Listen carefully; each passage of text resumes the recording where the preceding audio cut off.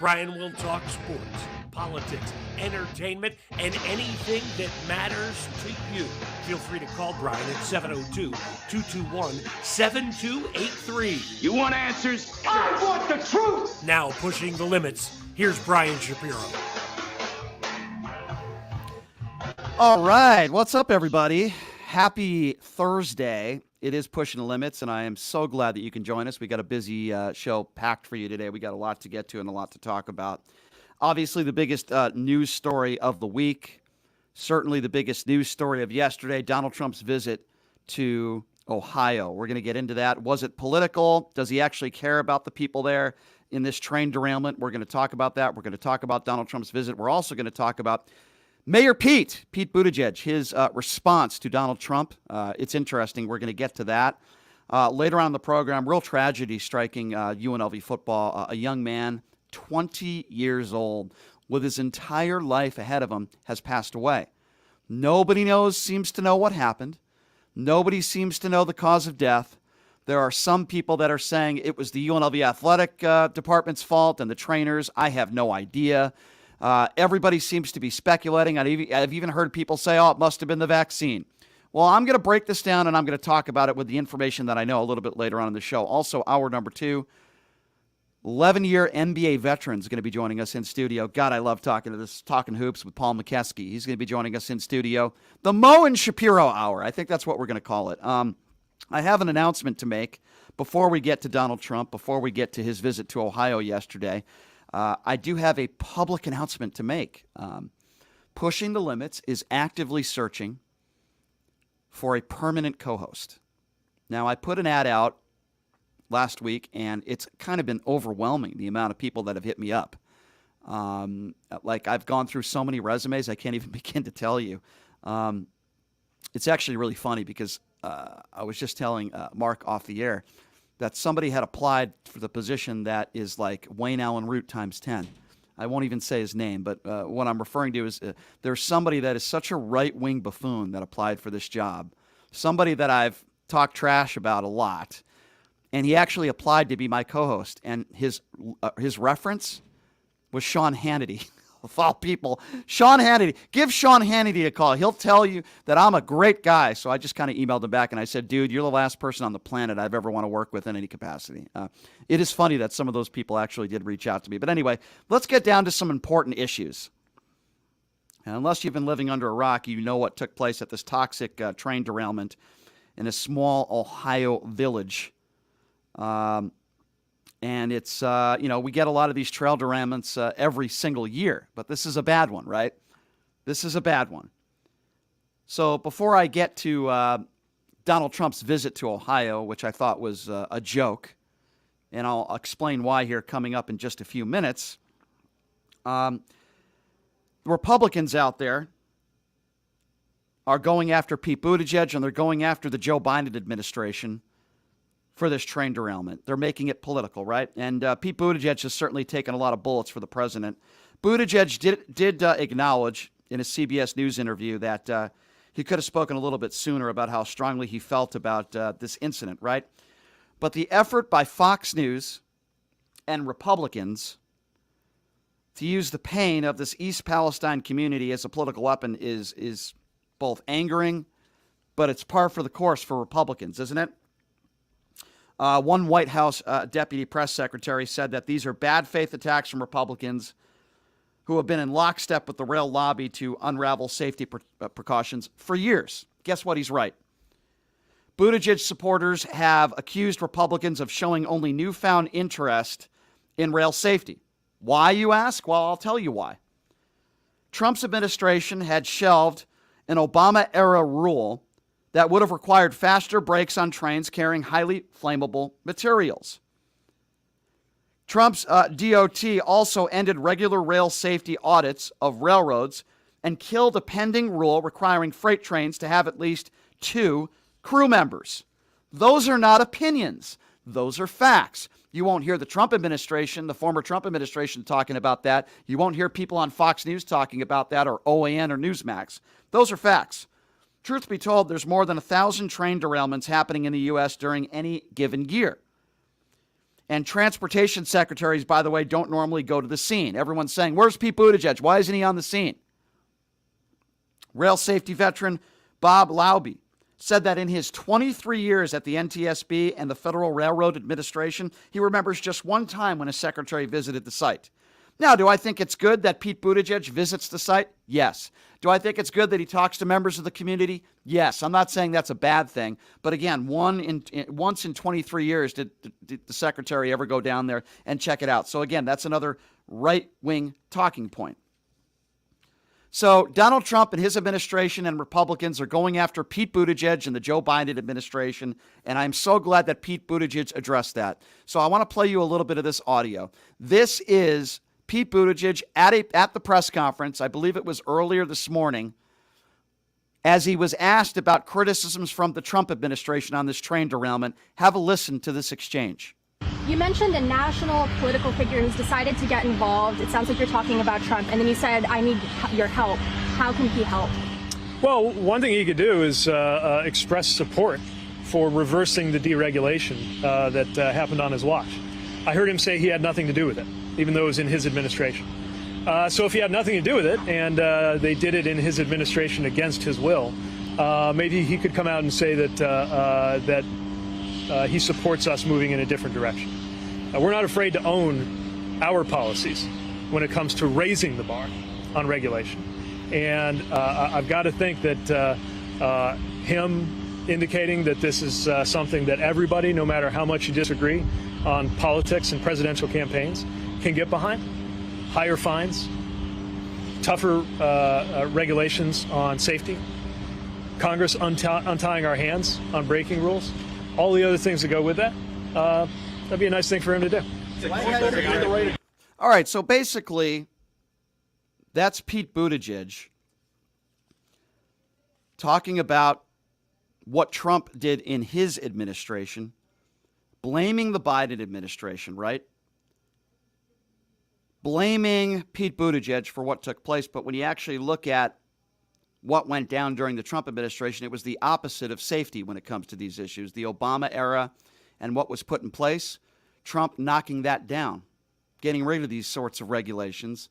And then we have issues like what are taking place in Ohio right now. So I personally believe that we need to wait and see the investigation into this train derailment. We need to personally see, find out, and figure out what took place in Ohio, why it happened. But listen, Pete Buttigieg is not having an easy time. You know, like I said, he's taking a lot of bullets for the president, for lack of a better term. Pete Buttigieg is not in a good mood these days. He's taking a lot of shots from a lot of people on the right. There's no question about that, right? There's no question about that. So he's taken flack because he had a little bit of a, I guess you could call it, interaction with a reporter. And a reporter caught him coming out of dinner with his husband. And Pete Buttigieg was not in a good mood. Now, I'm going to criticize Pete Buttigieg for this interaction because I don't think he handled it very correctly. This is a reporter basically stalking Pete Buttigieg, right? She catches him coming out of dinner with his husband. It's private time. And she starts unloading questions to him about this train derailment situation. Have a listen to this interaction, and then we'll talk about it. What do you have to say? Hi, how are you? Good. Jenny Terra with the Daily Caller News Foundation. What do you have to say to the folks in Ohio, East Palestine, who are suffering right now? Well, I'd refer you to about a dozen interviews I've given today, and if you'd like to arrange a conversation, be sure to reach out to our press office. But I'm have that conversation with you. Just walking You don't have a message for them? I do, and I shared it with the press many times today. I'd refer you to those comments. Would you mind sharing it with us? No, I'm going to refer you to the comments that I made to the press because right now I'm taking some personal time and I'm walking down the street. Are you going down there? What's that? Are you going down there at all? Yep, I am. When are you going? I'll share that when I'm ready. Okay, Not talking thank on the you. street. Can I get a photo? Okay. So you have this reporter who is stalking Pete Buttigieg. Now, she's on public property, so she's not breaking any laws. I want to be very clear on that. Pete Buttigieg doesn't want to answer any of her questions, and he says why. He says, refer to the dozen interviews I've done earlier today. And then after saying that, she continues to ask questions. So a little bit inappropriate on her part. I think it's okay if you ask that first question, but if he doesn't want to engage and he doesn't want to talk about it, then stop asking him questions. So in my opinion, she was very unprofessional. That's number one. Number two, I don't like the way Pete Buttigieg handled it. Here's why. Answer her question once, or hey, don't answer it at all. You're walking to your car. You know, you see a lot of these celebrities that are being stalked in public. They don't answer members of the media, like these TMZ reporters that are stalking these celebrities. They just walk to their car and they ignore them. Pete Buttigieg could have done that, and I would have had no problem with it. But if you want to answer it like you did the first time. I did a bunch of interviews with a bunch of members of the media today. I'll refer you to that. I'm on personal time right now, so I'll refer you to that. Please talk to my press office. That's it, and then don't answer any more questions. But he starts to get a little snippy, and then at the end of the interview, this is where I have a problem. He asked to take a picture with her, not to post on social media and say, hey, how's it going? He did that as an intimidation factor. She wasn't breaking the law. She wasn't doing anything wrong. Some people could argue it was a little stockish and a little unprofessional, and I would agree with that. But, you know, she puts her camera in his face and keeps asking him questions, even after he said he's on personal time. Yeah, I think you can say that at a minimum, it was unprofessional, right? She was being a little bit unprofessional. And I also understand that Buttigieg is snippy these days. It's been a tough week for him. He's been doing a lot of interviews, a lot of press conferences. He's been taking a lot of attacks from idiots on the right that clearly don't understand that Donald Trump is part of the problem when it comes to regulation and these types of, tragic situations. And they're blaming it all on Pete Buttigieg, which is absurd, and the Biden administration. That's also absurd. It happened under Joe Biden. First of all, we don't even know why the train derailment situation happened. It's still under investigation, number one. And number two, if you look on the side of safety precautions, Obama did a hell of a much better job than Donald Trump did, and the proof is in the pudding. But Pete Buttigieg could have handled that situation a lot better. There's no question about that, right? There's no question about that. So Donald Trump decides to take a trip to Ohio. Why? Well, his supporters will tell you that Donald Trump took the trip because he cares about the people of Ohio, and he's just there to help people. Now, full disclosure, here's what Donald Trump did when he spent the day there in Ohio. He gave them Trump water. What is Trump water? It's another one of Donald Trump's failed businesses that ended back in 2010. So you have these Trump bottled waters that have been sitting in a shed for like 14, 13 years. If you ask anybody that knows anything about water, they'll tell you bottled water you should not be drinking bottled water that's at least 3 years old. So that's a safety precaution right there. That's number one. Number two, if you look at the beans that he brought with him and some supplies that he brought with him, it was around $10,000. He used everything, including this trip, including the jet he took, to go to Ohio on campaign funds. So nothing was out of his pocket. That's number one. Number two, he used Trump water, another ploy to help Donald Trump in his 2024 election bid. Then what does he do? He goes to a local McDonald's. He goes to a local McDonald's and he starts throwing out MAGA hats to people. There's a video of this. He throws Trump MAGA hats to people. Let me ask you all a question.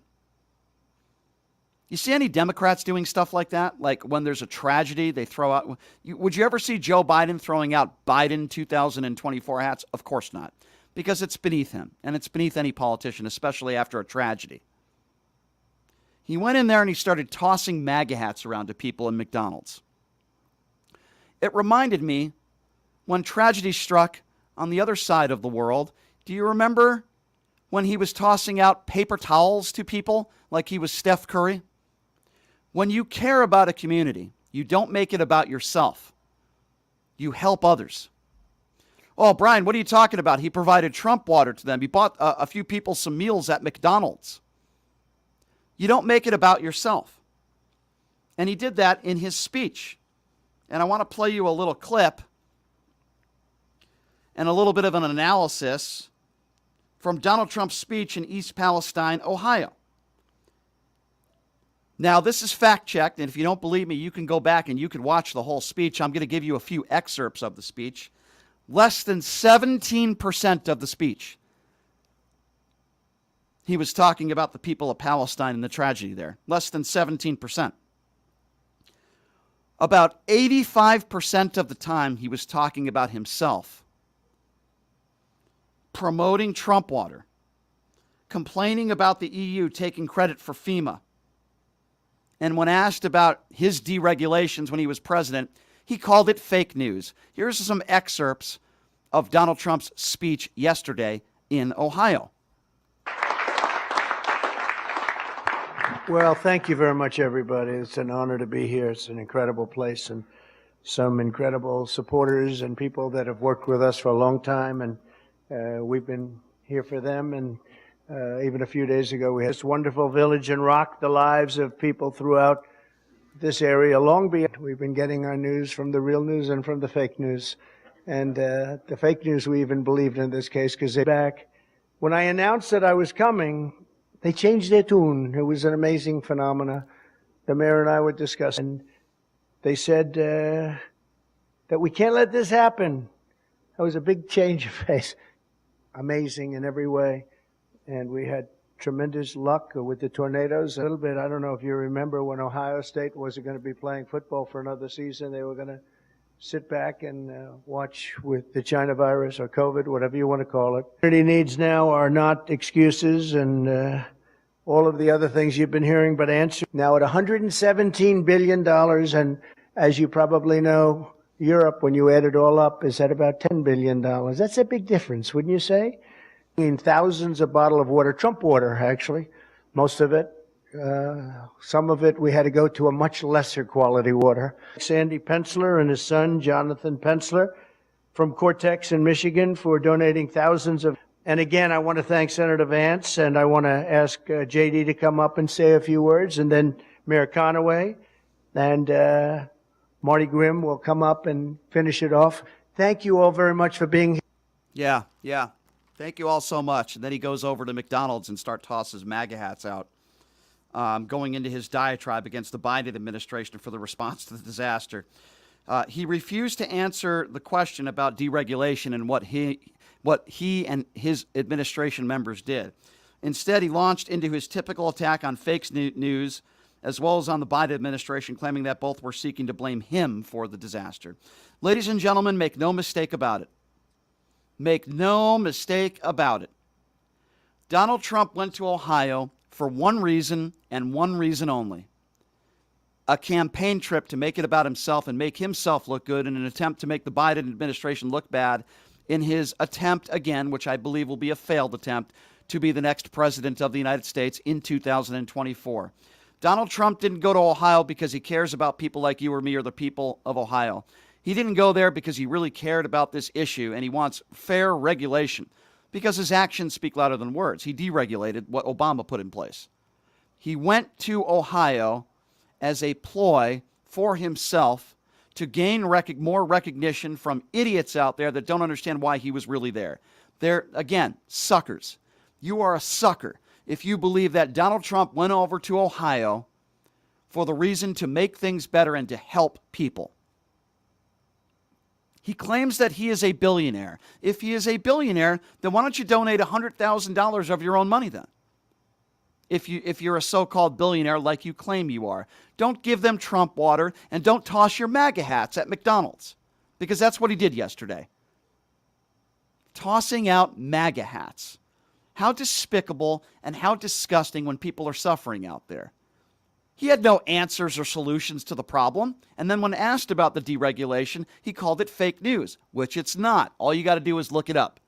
What Obama implemented and put in place and what Donald Trump took away.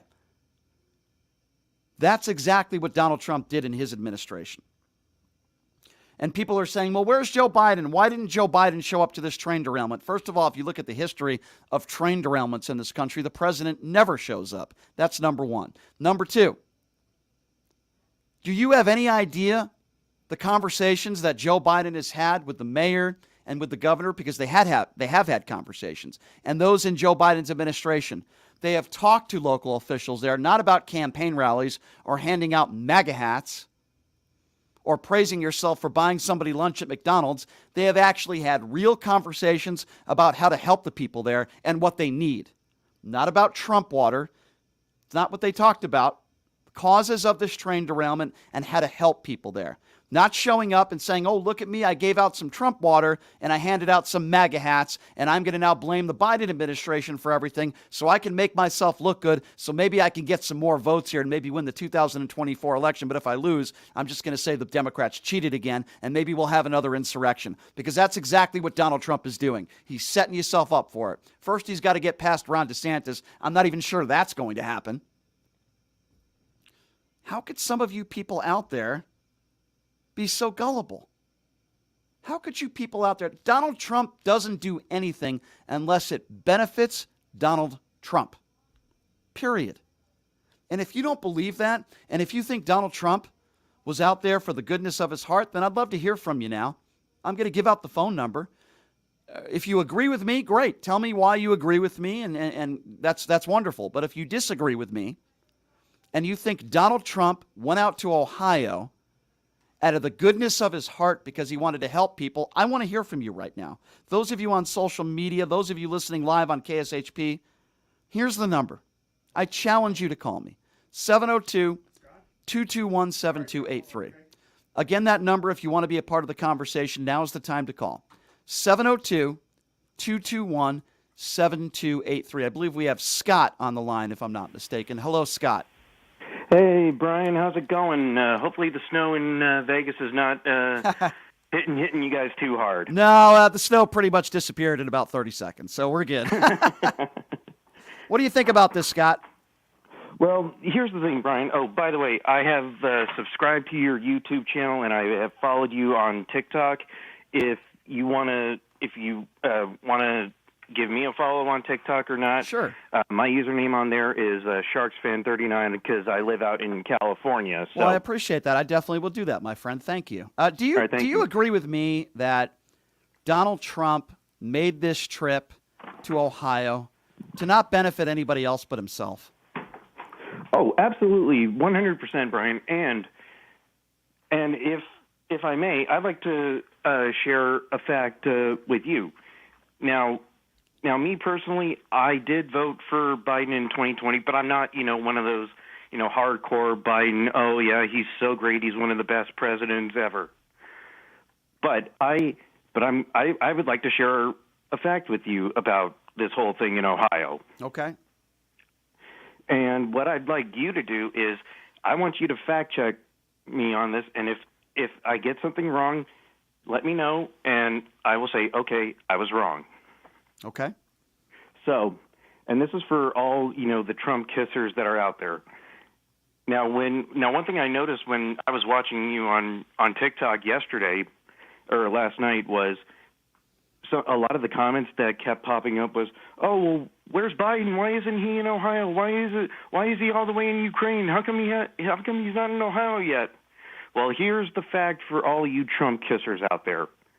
The reason why Biden is not in Ohio yet is because Governor Mike DeWine has not declared a state of emergency Thank you. yet. Thank you. For those of you that are having trouble hearing on social media, what the caller just said is that the governor of Ohio has not declared a state of emergency. If you don't declare a state of emergency, what would you like the Biden administration doing? That is 100%. Now, why do you think the governor hasn't declared that? Honestly, Brian, I wish I could answer that. I don't have an answer for it, unfortunately. Yeah. And here's something else. And if anyone wants to fact check me with what I'm about to say next, feel free. If you want to call me a liar, fine. But you can go here on YouTube, because I got your live stream up as well, but you can check on YouTube. You can go and look at the video. And I'm going to quote Mike DeWine right now. And he said, quote, I have talked to President Biden, but I have not called him back. Yeah. Those were my. You can fact check me on this, You're Brian. right. No, you're fact check right. me all you want. You're right. You're right. Listen, you are 100% correct. And what you just said makes total valid sense, sir. And it's, unfortunately for a lot of these MAGA supporters out there, they can't spell the word fact. I talked about this on social media last night. And I'm glad that there are people out there like you who do your actual real research. It's funny, all these MAGAs out there, they'll say, somebody told me on social media yesterday, Scott, Joe Biden is a child molester. He gropes young girls. And I said, okay. Oh, yeah. I've heard that so many times. So my response is, can you please show me actual proof or evidence? And he goes, do your research. Yeah. Okay. So in other words, that means I'm a liar and I listen to Fox News and I'm a buffoon. Anyway, Scott, I got to get to some other calls, my friend, but I got to tell you, I'm glad there are people like you out there, sir. And I will absolutely follow you on social media. And I appreciate you calling in so much. Thank you. Thank you, Brian. And just real quick, I have to tell you this real quick. Yesterday, I got it into with a woman on TikTok, and I'm still involved with her now. Oh, no. She tried to pass off an internet journal called NEO, which is the New Eastern Outlook, which is a Russian propaganda site, and she tried to use that as a credible source. Well, you know what? Me. That's probably the same source that Tucker Carlson uses, so that doesn't surprise me, Scott.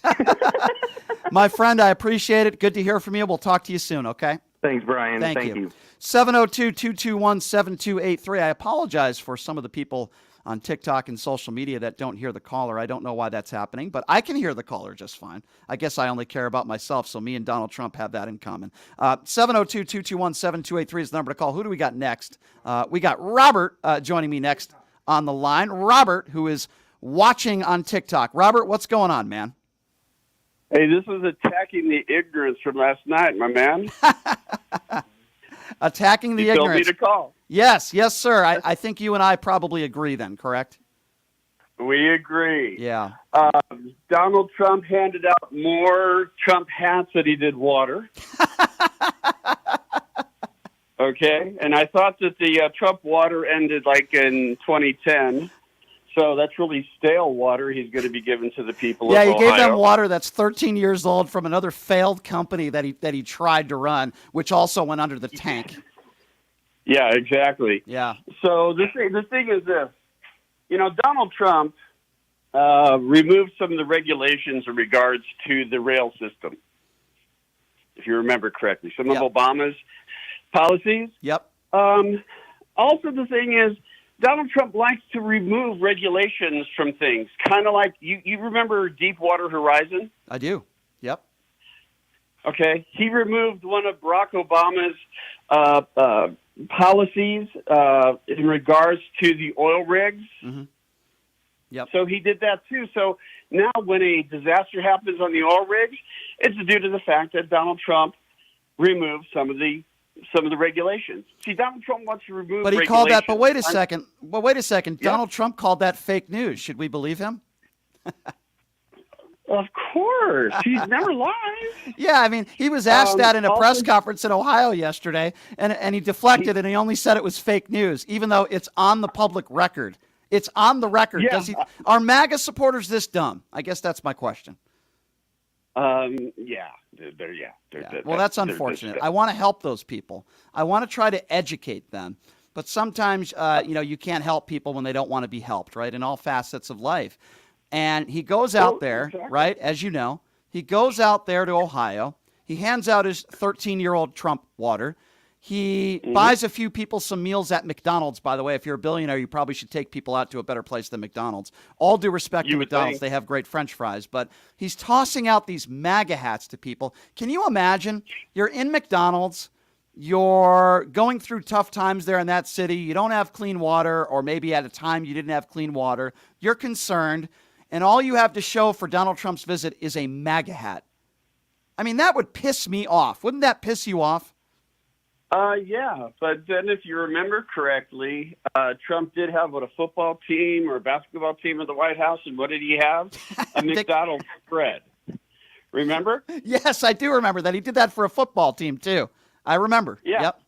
Yeah. Yep, very So classy. the thing is that, yeah. So see, Trump is, he always says, "Oh, I had nothing to do with that. I have no responsibility to that. It was not me who did that."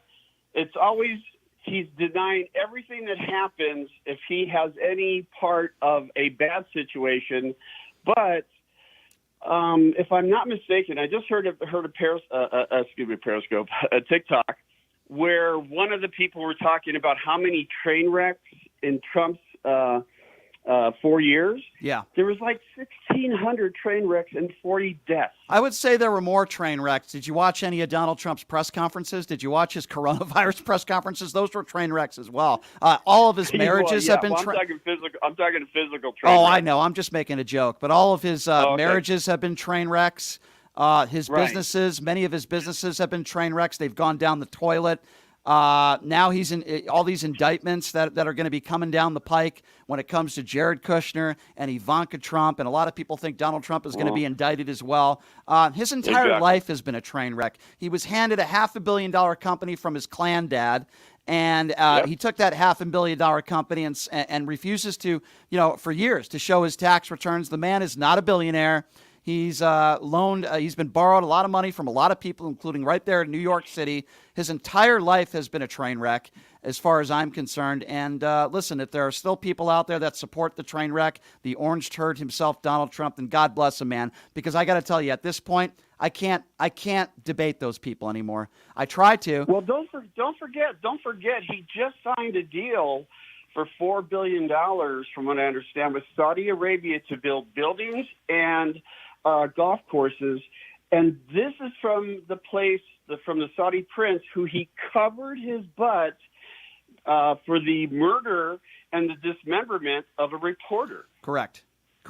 And don't you find it interesting, sir, that Jared Kushner had a $2 billion deal with the Saudis, working that deal out when all this stuff was going on? Yeah, he went to Saudi Arabia the last couple of days of Trump's presidency. Yeah. Don't you find that interesting that when you talk to Republicans today, they want to talk about Hunter Biden's laptop. They want to talk about critical race theory. But let's not talk about Jared Kushner's $2 billion deals with the Saudi government. Let's not talk about that. Let's just talk about someone who's never been a politician before. Let's talk about Hunter Biden's laptop. Right, exactly. Yeah. Well, good to hear from you, my friend. I go ahead. Hey, last word. Go ahead. Like I said, last night when I was talking to you, the stuff that we talked about, I've got on my bio on my Attacking the Ignorance in TikTok. So everything we've talked about is right there for people to read and see and hear, just like with you. You have a bigger platform, which is great. We need more people like you out there telling the truth, so some of these people can get an education, because they're not getting one from Donald Trump because the university's closed. It's interesting, and I'll close on this. There are people out there that'll say that I have TDS, which would be, Trump derangement syndrome. And my response to them, and maybe you could use this one, and you can say I gave it to you. Tell them they have TFS. Do you know what TFS is? No. Trump fellatio syndrome. Yeah. Oh. Yeah, give that to him. I got one better for you. Okay. Trump derangement syndrome, right? Yep. Who's wearing his hats, his clothes, flying his flags, have his face on Sylvester Stallone's body in their room? Yeah. That's Trump derangement syndrome. I agree. I think it's mental illness. Brother, I appreciate your call. Thanks for calling in, and call back anytime, okay? Thank you. I'll be listening. Thanks, man. I appreciate you. Number to call, by the way, if you want. It's very sad to me that so many people, they're agreeing with me. I'd like to talk to some people that disagree with me, but usually those people are too cowardly to have a debate with me. But the phone line's open. 702-221-7283. Again, that number if you want to be a part of the conversation. 702-221-7283. What are we talking about? Well, we're talking about Donald Trump's trip to Ohio. Yeah, it's a terrible situation, right? Train derailment, animals dying. It's not a situation that anybody wants. So what's been happening since then? Donald Trump did what he normally does, taking advantage of a tragedy, trying to make it political, attacking the Biden administration for this trail derangement when we still don't know what the cause of it was, but here's what we do know. Here's what we do know. We know that Obama put policy in place to attempt to put safety precautions in place to help prevent train derailments from happening. The Trump administration went against those regulations and got rid of it. But Republicans don't want to talk about that. I don't even know whether those regulations that were put in place from Barack Obama would have prevented this accident from happening. But here's what I do know. If you want to blame the Joe Biden administration, you don't think they've done enough to prevent these types of accidents from happening, then you better also have a problem with Donald Trump and the deregulations that he put in place. That's all I'm simply saying here. It's very simple. If you have a problem with the Biden administration, then you better have had a problem with the Trump administration. But listen, people are not fair. Some of you people out there are going to paint Donald Trump to be some sort of hero because he showed up to Ohio and threw out some MAGA bottles. Donald Trump is some sort of hero because he claims to be a billionaire and he bought some workers some McDonald's food and then tossed out some MAGA hats. Somehow that makes him a hero. You know what real heroes do? They show up, they donate their own money, not campaign contributions, which is the 10,000 or so that Trump put up with his MAGA water. They show up and they don't want people to thank him or her.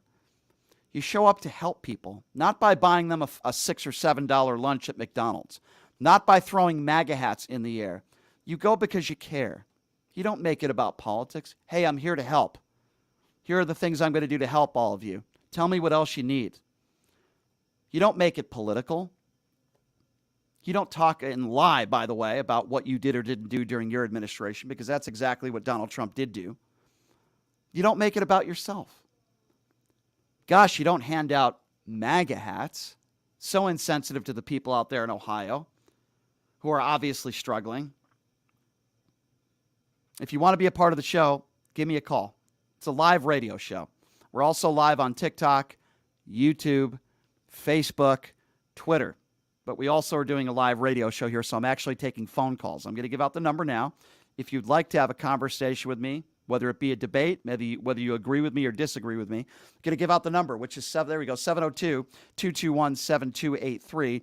And again, that number, if you want to be a part of the conversation, now's the time to call. Let me give out that number again. 702-221-SAVE is the number to call if you'd like to be a part of the conversation. All right, let's get right back to the phone lines. Let's go to Carl. Carl, what's happening, brother? Oh, hey, buddy. Listen, I just a real quick thing. You forgot. You remember when he was, before I think he was president then at the time, there was a big hurricane, and I forget what country it was, and he went down there, and he was campaigning. No, it was before he was elected. He was campaigning, and he threw out, people were starving. They lost all electricity. They had no food. They had nothing. Their homes were destroyed. And he threw out like towels or shirts or T-shirts, I think, with his picture on them to people. Do you remember that? I do. I remember he was throwing out paper towels as some sort of hero. Paper so towels and paper rolls, rolls of paper towels. Yeah, I do. That's the kind of humane man he is. Yeah, throwing out paper towels to people. You know, one thing I will say about Joe Biden is that he actually talks to people. He listens to people. He cares. Joe Biden's certainly not perfect, and I have my qualms with some of the things he does and says, but Joe Biden is an empathetic man, and nobody can take that away from him, Carl, right? Well, yeah. Trump has absolutely no empathy in his body except for himself. He's completely only thinking of himself, even his family. It doesn't matter who, and what was good for him, no matter what happens. And that's the kind of personality he has. Carl, you're not going to hear. It's a shame. You're not going to hear a disagreement from me, brother. And yes, the video of him tossing paper towels out to people during a tragedy and now tossing out his MAGA hat speaks volumes as to who Trump is. Carl, it's always good to hear from you, my friend. Okay. And I appreciate the call, sir. Okay. Thank you. Bye. All right, 702-221-7283 is the number to call. Who do we got next here? Okay, I believe we have Alpha who's calling, who's watching us live on TikTok. Alpha, are you there? Yeah, I'm here. Hi, Alpha. All right, so what's going on, my friend? I just can't believe the bullshit I'm hearing. Okay, so first of all, before we disconnect you, this is live radio. Something tells me you're a MAGA supporter, which is totally okay. I'm happy to have a conversation with you, but this is live radio. There are FCC regulations, and you cannot swear. As I bring you back up, I'm happy to have a conversation with you, but you cannot swear, okay? Gotcha. Thank you. Okay, go ahead. So you keep calling it a tragedy, but where's Biden? Where's Biden? Okay, so I will respond to that, as I just said. Sir, do you know how many train derailments they've been in maybe the last 22 years? Oh, a few. Yeah. Quite a few. Okay, can you name me how many times the president showed up to those train derailments? You can't. Okay, Nope. I'll assume that your silence is you don't know. Let me ask you another question. Transportation Secretary, in the last 25 years, how many times has a transportation secretary showed up to a train derailment? I'm going to assume your silence is you don't know the answer to that question either, so I'll answer it for you. Once. Once in 25 years has a transportation secretary, let alone a president, showed up to a train derailment. So would you like to ask me another question? What's the difference between this train derailment and the other ones? What's the difference between this train derailment and the others? Well, sir, right in front of me right now, I don't have specifics to every single train derailment that has happened in the last 25 years. I can tell you how many people died in this train derailment. I don't have the answer to that. I don't think anybody lost their life. If somebody did, you can explain that to me. But here's what I do know. In the last 25 years, one transportation secretary has showed up. So my question to you is, under the Trump administration, we had a plethora of train derailments. It does happen. Were you complaining about Trump not showing up to those and calling into radio shows? I'll assume that your silence to that is no, you haven't. So I think we should probably move on from that statement you made, and I'm happy to answer any more of your questions, sir. Go ahead. All right, sir. Thank you so much for calling in. I really appreciate that. Another MAGA. Ladies and gentlemen, another MAGA. MAGA alert, ladies and gentlemen. MAGA just called up, and MAGA just said, why hasn't Biden showed up to this Trump derailment? And then when I gave him facts, and I told him how many times has a president shown up to a train derailment, silence. I asked him how many times Secretary of Transportation has showed up to a train derailment, silence. Because he doesn't know. Because he's not educated. I actually am on this. Thank you for the call. Who do we have next? 702-221-7283 is the number to call. Why hasn't Biden showed up to this train derailment situation? And then when I ask him how many times has a president shown up to a train derailment situation, pure silence because he has no idea what he's talking about. Welcome to MAGA country, ladies and gentlemen. I gave him multiple opportunities to respond and pure silence. Holy smokes. 702-221-7283. Again, that number to call. 702-221-7283. Let's go to John. John, what's going on, man? Hey, Brian. I'm sure Mark typed that previous caller's name in as A-L-P-H-A, but you seriously mispronounced it. It's pronounced cuck. Yeah. Not alpha. Yeah. It's cuck. Correct. Listen, Alpha, I'll bet you lunch at Nobu, buddy. You're missing one of your front teeth. You want to bet, pal? Send a picture into Brian. If you got all your choppers in the front, I'll buy you lunch at Nobu. Hey, my teeth aren't very good either, so, be careful there, John. Come on. Look, hey Brian, as a star progressive radio host, you've got to get up to speed on the Dominion, the material that was released in the Dominion lawsuit. It's crystal clear that Fox News knows that they're lying and they don't care. And all right, they listen, are I'm actually... going to talk. I might talk about Dominions a little bit later, and I promise you we'll get into deeper dive into that next week. But what do you think about Trump's visit to Ohio? Look, have you ever been in a relationship that's just gone totally sour, and you both wind up, you're a liar, no, you're a liar? Trump is so easy to read that when he says fake news, that's what Fox News is. And the text in the depositions released in the Dominion case prove it beyond all doubt that Fox is totally a fake, bogus, hate-mongering, fear-mongering organization, and the only thing they care about is the price of the Fox stock. And here's the sick part of it all, okay? Fox is a whore organization. They're just following the money. And if they try to dial down the fear and the hate, their viewers, like Cuck, who just called earlier, their viewership will go down. So those alpha cuck folks, they're the problem. And it's the time to be polite with them is long past. You must beat them down, you must shame them, and you must humiliate them. Because Fox News is just chasing eyeballs and advertising revenue. John, that's it. And alpha is the problem. John, you are not going to get an argument from me, my friend. It's always good to hear from you. I got to get to some other callers, my friend, but thank you so much as always. Keep killing it, Brian. We're on the right side of history. Thanks, John. 702-221-7283 is the number to call. I believe Eric is next, if I'm not mistaken. Let's go to Eric. 702-221-7283 is the number to call. Hi, Eric. What's going on? Yeah, I was just wondering where you get your facts from, like particularly Sure. Biden and his location right now. Where do you think Biden's Where am at I right getting now? my facts on Biden and his location right now? Is that a serious question? Yeah, that's a serious question. Well, because yeah, you I'm. act like Trump. So listen, I'm. Don't cut me off. So listen, I'm trying to answer your question. Yeah, so I'm in cahoots with. No, sir, may I answer your question, or are you just going to talk over me?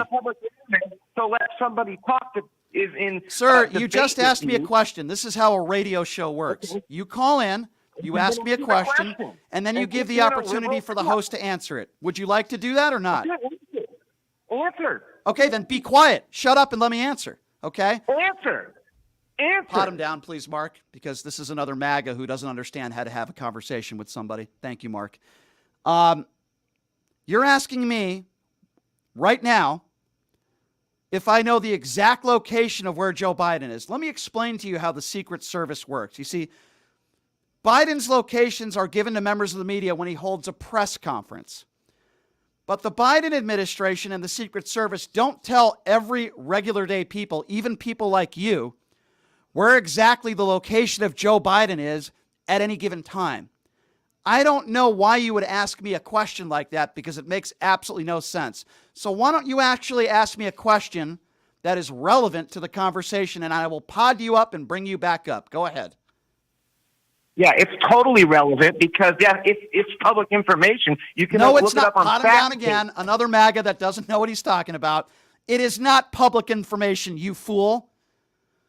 The Secret Service works with the President of the United States, and the Secret Service does not give out the location of the President every second of every day to the public. You have absolutely no idea what you're talking about, and it is a foolish conversation. And I'm sorry, again, where in the history of this country does the Secret Service give out the position of the President of the United States and where exactly he is at every second at any given moment? That is the most absurd thing I've ever heard in my life. And have a nice day. We're going to move on to the next caller. Wow, that was a really weird conversation.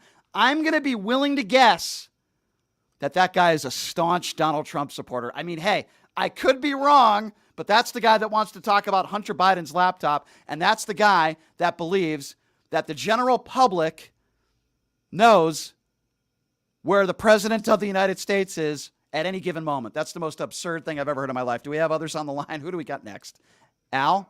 702-221-7283. By the way, everybody doesn't even know where I am at every given time of the moment of the day, let alone the President of the United States. All right, 702-221-7283. Let's go to Al. Al, what's going on, man? Al, are you there? Do we have Al on the line? Al? Al, are you with us or are you sleeping? Al, you're live on the radio. All right. Do we have somebody else? Was that okay? I don't know. I don't know, Al, if we're having some technical difficulties. You are welcome to call back, my friend. 702-221-7283.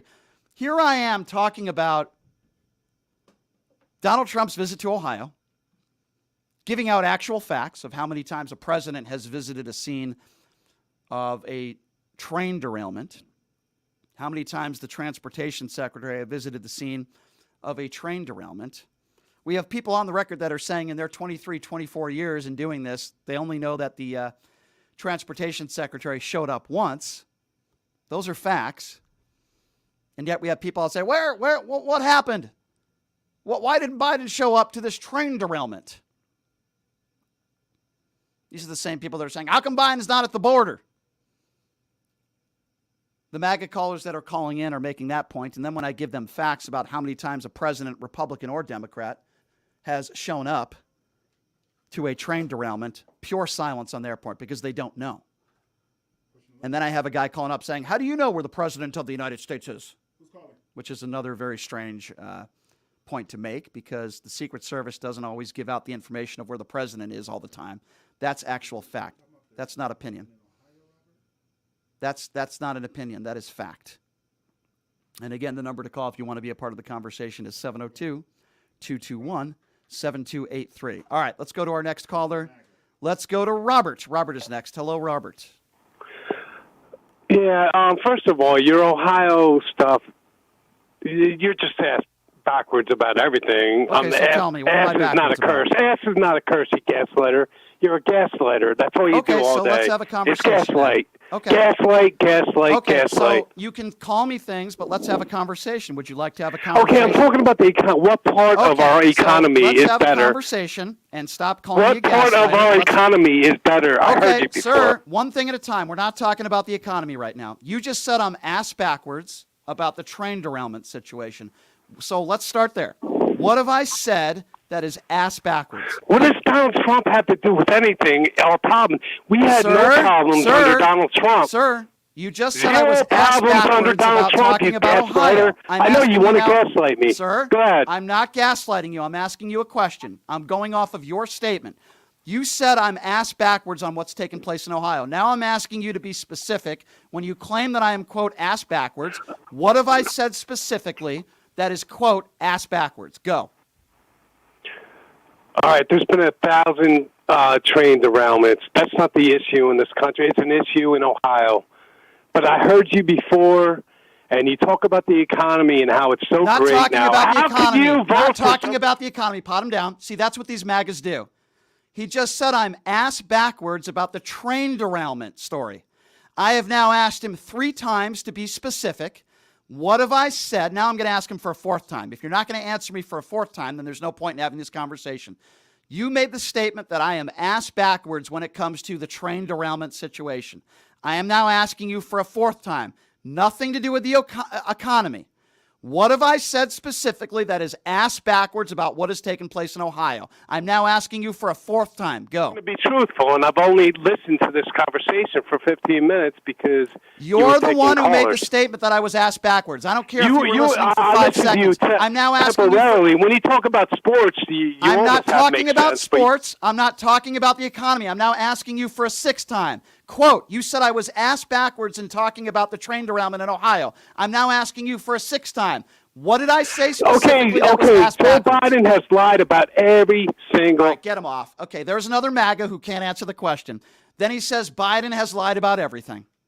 You see what these MAGAs do? There's a perfect example.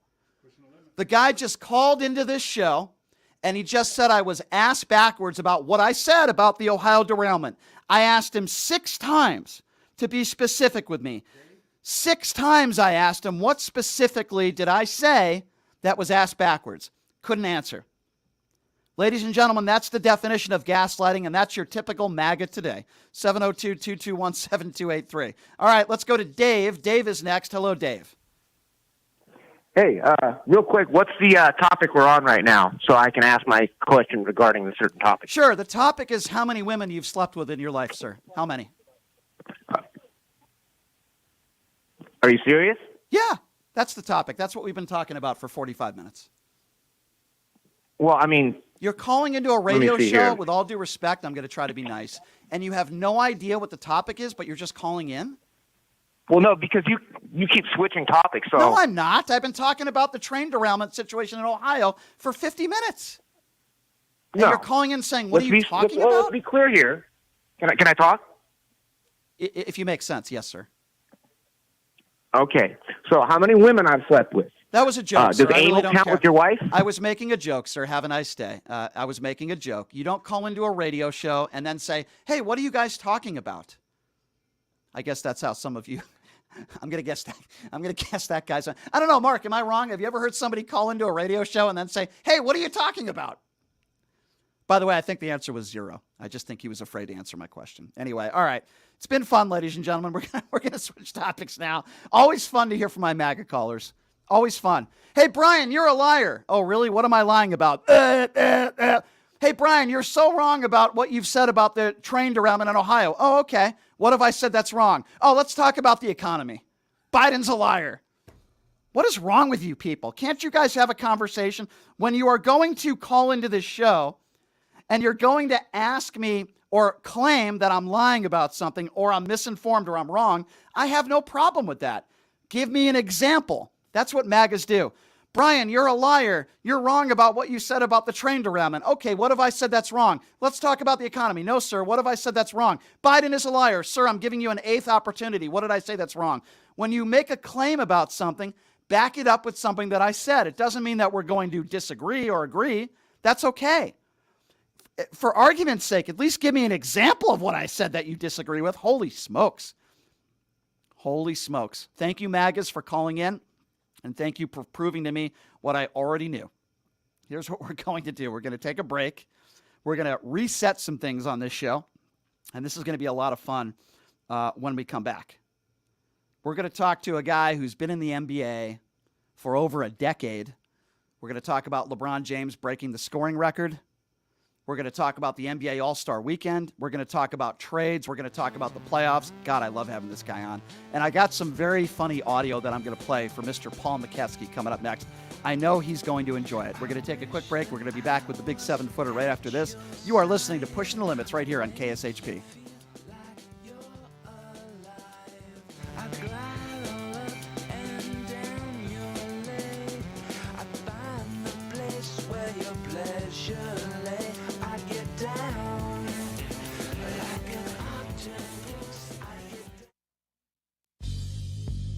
Hey everybody, are you struggling to find a pizza place that reminds you of Brooklyn? That true blue New York style pie? Well, worry no more. Stallone's Italian Eatery Pizza is a knockout.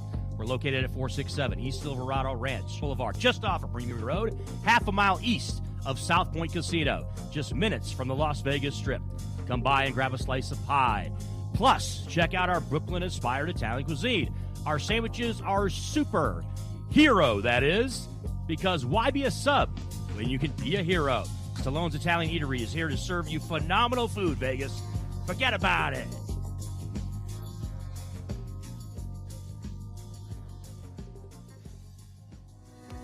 Hey everybody, it's Brian Shapiro from Pushing the Limits. I want to tell you guys about Sahara West Urgent Care and Wellness. They're conveniently located on the southwest corner of Sahara and Jones. They're open Monday through Friday, 9 a.m. to 9 p.m. and Saturday, 9 a.m. to 5 p.m. At Sahara West Urgent Care, they'll take care of all your healthcare needs. They offer routine services such as physicals, STD testing, car accident treatment, and work injuries. You name it, they do it. They have on-site x-ray, EKG, ultrasound, and labs. They treat chronic conditions such as asthma, blood pressure, diabetes, and more. They also offer general wellness exams, treatments such as testosterone enhancement, and cancer screening. They're located on Sahara, 6125 West Sahara Avenue. Their number is 702-248-0554. And the best part, they accept most major insurances and affordable cash pay prices, office visits starting at just $95. And I'm also a client, so please give them a call, 702-248-0554. Look, it's impossible for the average person to find a great attorney out there. There's so much misinformation. Now, let me introduce you to former Chief Deputy District Attorney Thomas Moskal. He was Las Vegas's top DUI prosecutor for years. He prosecuted the most high-profile DUI cases in Clark County. No one knows more about DUI law in Nevada. Just Google it. If you get charged with DUI, whether it's a misdemeanor or even more importantly, a felony, you need Thomas Moskal representing you. His relationships with the prosecutors and judges and his knowledge of DUI law to work for you. So give him a call now or text him at 702-848-5555. It's your life and liberty that's at stake. Don't wait. Call now. That number again, 702-848-5555.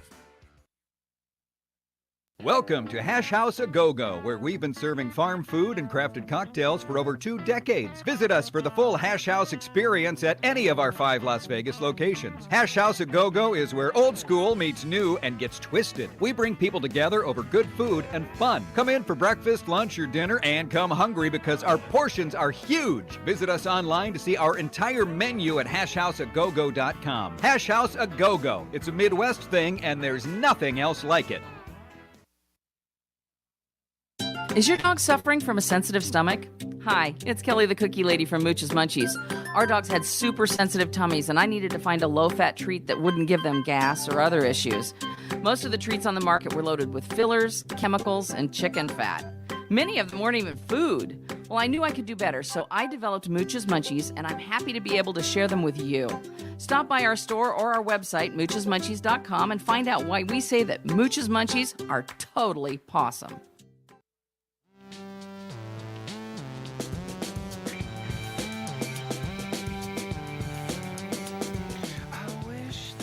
All right, welcome back.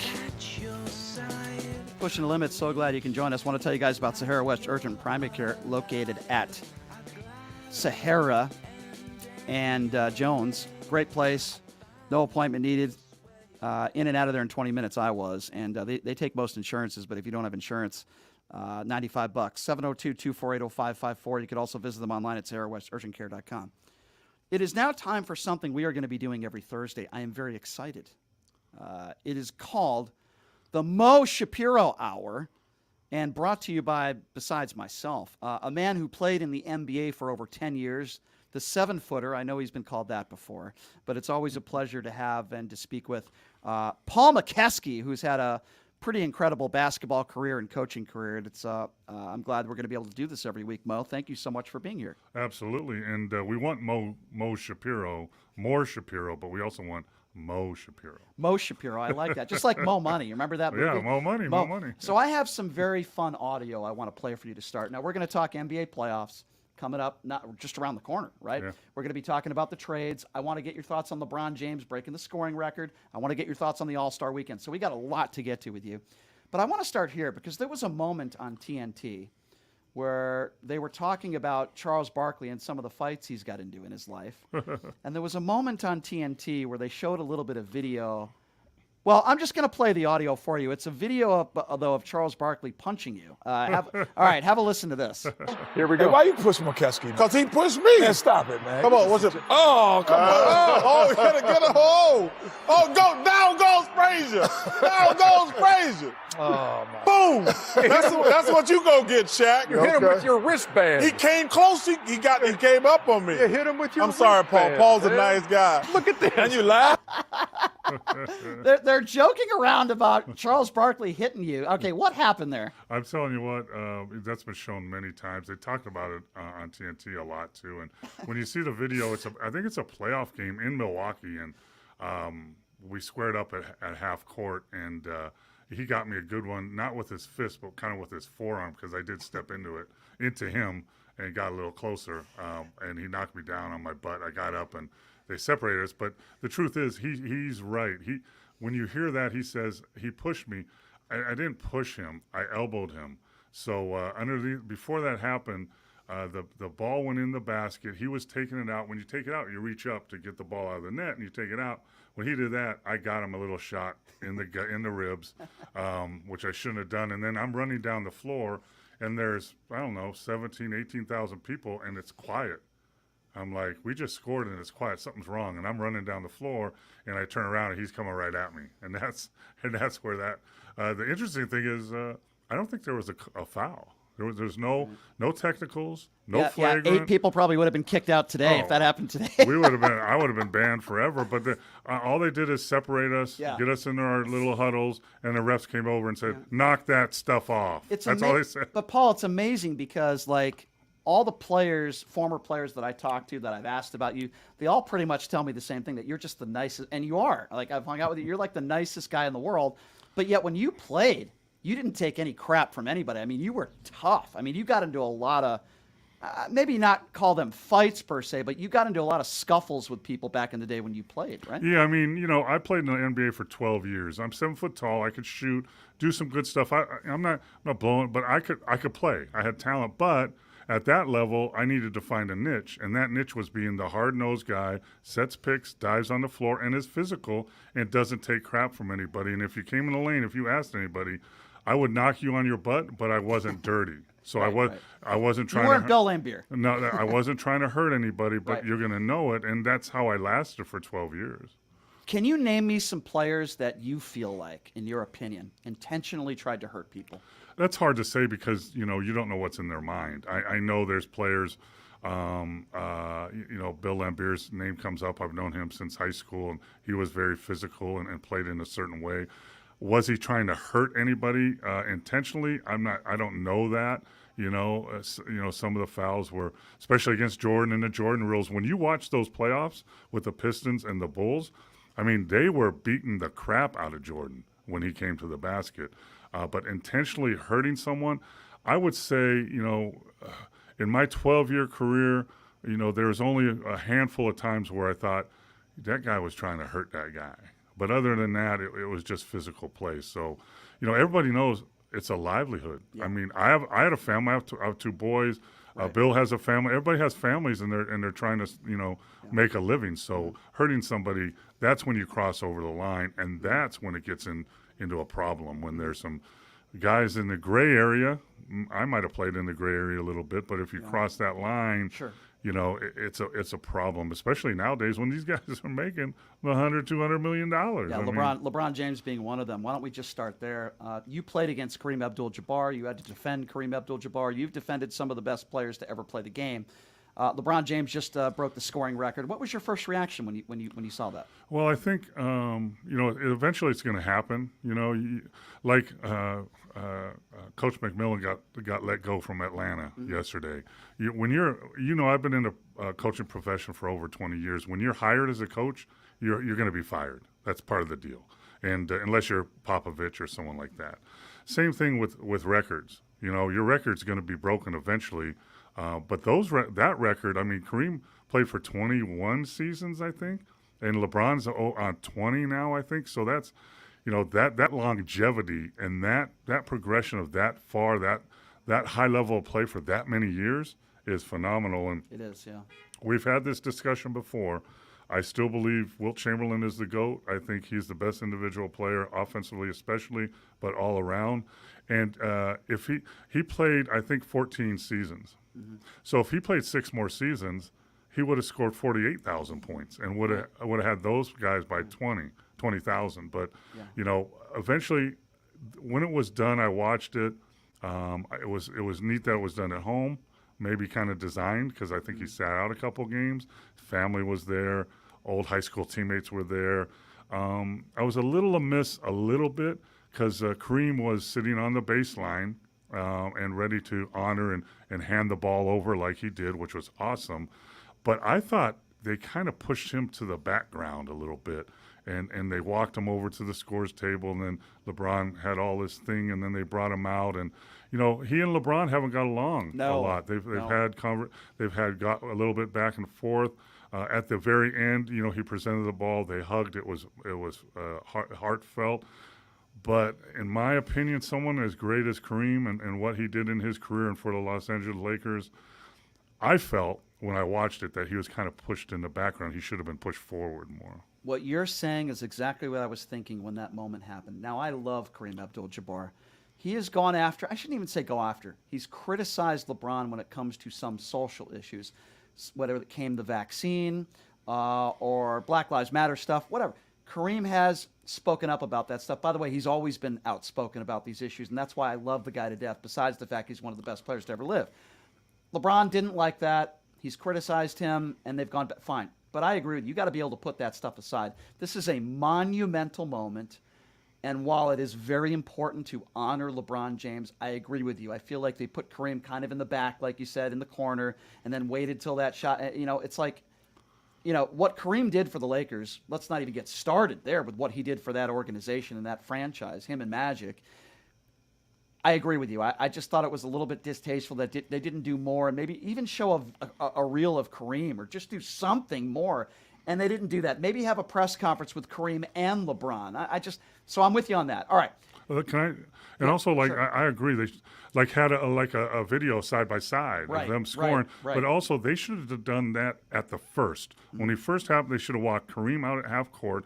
Did that before LeBron did, all his stuff, which is rightfully so. It's his family. Right. Also, Kareem was with Muhammad Ali and all those people, front and center with all the unrest and all that stuff, and that was expected. Nowadays, with the hundreds of millions of dollars, players have their own entity and their own marketing, and I think a lot of them are afraid to step over that line now. I agree. I think there's multiple reasons, but I think that's certainly one of them. All right, so back in the days when you were playing, Paul, I remember watching the dunk contest profusely, right? Dominique versus Michael Jordan. That's got to be one of the best, right? I was there. Yeah. Oh, were you there? Yeah, I was in Chicago, and why were you there? I was in Milwaukee, so wow. my wife Linda and my wife and I we went and we stayed in a hotel and had all the festivities for a couple of days. They showed me on the TV too in the stands, but I was pretty high up. But I saw. Come on, Mo's got to be courtside. Come on, man. But I'll tell you what, and I'll put this out there. I've already said it. Dominique was robbed. He won that dunk contest, but it was in Chicago. MJ did some great stuff, and I think part of it was, as you see now, size hurt Dominique a little bit, and he was a power guy, power dunker, where MJ was more finesse, and I think he won. I was there. He probably did. I think the he human won. highlight film probably did. But I think of the dunk contest. Of course, Spud Webb is somebody else that comes to mind. Rex Chapman is another one that comes to mind. I'll tell you, one of my former teammates, if you look it up, Larry Nance. Oh, sure. When he did the 2-ball dunk, but his head was like at the rim. So Son's a really nice kid, by the way. Oh, yeah. Yeah, nice kid. I know you've probably coached him at one point or another. Larry Nance, he's had a nice little NBA career. Obviously not as good as his dad, but his dad was a phenomenal player. Freaky athlete. Yeah. It's really freaky. Yeah, and his son has a little bit of that. But anyway, Nance is another name that comes to mind. Chambers is another name that comes to mind. I remember him from the NBA Jam game. Anyway, I'm going back, and we could go back to Dr. J, but to me, the dunk contests were at their best when you played. I think we would agree on that, probably, right? And a lot of it was because who was doing it? Right. Michael Jordan, the best. Dominique, the best players were doing it. Now the best players don't do it. Why? I think they feel it's a lose-lose situation. So, if John Morant or whoever they wins the dunk contest, they're supposed to. If they don't, then it's a failure. So I think they think it's a lose-lose when really it's all entertainment. But but like we said before, they all have their own product, their own marketing, and they don't want anything to get away from their own shoe and all that money that players in the NBA now. Those guys make 30 to pretty soon. John's going to make $50 million. Yeah. But they make twice, 3 times, 4 times that in other stuff, shoes and marketing and stuff. So I think that has a lot to do with it, and maybe a little pride. I mean, what do you if John Morant would have lost to the guy that won it? Yeah. I mean, it would have been What's his name, McClung or what? McClung. Yeah. Which, if you watch on YouTube, he has way better dunks than he showed there. He does backwards dunks and all this other incredible stuff. Athlete. Yeah. And I think I put this out there. There's a couple of things. Like we'll talk about the All-Star game per se in a little bit, but the dunk contest, I think they need to get it back. It was really good this year, and it was competitive because of him. And he's a G League guy that now got a contract, but he's known for his dunks. There's guys overseas winning dunk contests. They win 10, 15 grand at dunk contests that can do stuff we've never seen before. So my proposal is let's have one open spot in the dunk contest. And all these players that play overseas or do dunks, I don't even care if it's in the street in Las Vegas. If you can show legitimate footage and you send it in, and then they weed through it and get the best, and then Dr. J decides who gets that one spot that can have a spot in the dunk contest and win the $100 grand. Yeah. That would some guy that's playing in Korea might be able to win that dunk contest. So I think that would add even more to it. I agree with you. Obviously you've coached everywhere, so you obviously knew who this kid was, but the average basketball fan, no idea. They have no idea who this kid was. And now all of a sudden he's going to be a household name because of his dunks. So I agree with you. On that note, let's talk a little bit about the NBA All-Star Game. I will say this, the flag football game nonsense they had here in Vegas was a joke. Yep. The NHL All-Star game is not really a game anymore. So, it's 3-on-3 is fun, but that's kind of a joke too. Major League Baseball, I enjoy the home run derby because it goes to show you how strong these guys are, and it's a lot of fun. My favorite moment, is the home run derby. I don't mind the NBA All-Star game because you get to see how phenomenal these athletes are with all these alley-oops and the freaks that they are and the athleticism. And Tatum obviously went off. But what are your thoughts on the game in general, what took place in Utah over the weekend? To me, it was unwatchable. I watched part of a quarter, and then I didn't anymore. Yeah. And I'm a basketball fan and fanatic. And it's just, back when I played, there was pride involved, East versus West, who has the best teams now. They weren't playing all-out defense, but they were defending and trying to win the game. And that's deteriorated over the years. I think there was an All-Star game here in Las Vegas years ago, and they had a fresh rookie versus second-year guy game. And that's what it looked like. It was just layup lines and dunks and no defense. Just get right out of the way. And nobody wants to see that. Tatum had 55 points, but come on, man. I could have probably had 20 in that game. And I can hardly walk anymore. There's nobody playing defense, right? Yeah, and that at some point the fans are like, okay, that's great for a while, but come on. So Paul, that leads me to my next question then. What can the NBA do to make the games more competitive? Because in Major League Baseball, the team that wins is going to be the home team in the World Series. Let's be honest, that's kind of a big deal. Yep. You can't do money because these players have too much. You could, I guess, but what's 50 grand going to do to these guys? They got so much money, What can the NBA do to make this competitive and get these guys to play a little bit of defense? I agree. That's what I was going to ask, because I was pretty sure that in baseball, the winner of the All-Star game gets home court, which is huge. Right. Just ask the Milwaukee Bucks last year, who lost it by one game and was playing Game 7 in Boston. Right. They have to do something. Here's my suggestion, and I would put the game as world versus U.S. So all the U.S. players against the world. And now at this point, actually, I think 4 of the 5 final MVPs of the last 5 years have been European players. That's interesting. Joker, Giannis, Luka. It would be a competitive game. And here's what I think, too. European players overall, like Luka and those guys, are more competitive in everything. So they would want to show that they could beat the U.S., which would get the U.S. into, hey, you can't beat us. And that would kind of create a little rivalry. I like that. The other thing is, money is interesting, but I put out there, how about every player throwing $100 grand? So that's 1.2 mil. And winner take all, and then the league matches that and gives that to charity, and put a little skin in the game.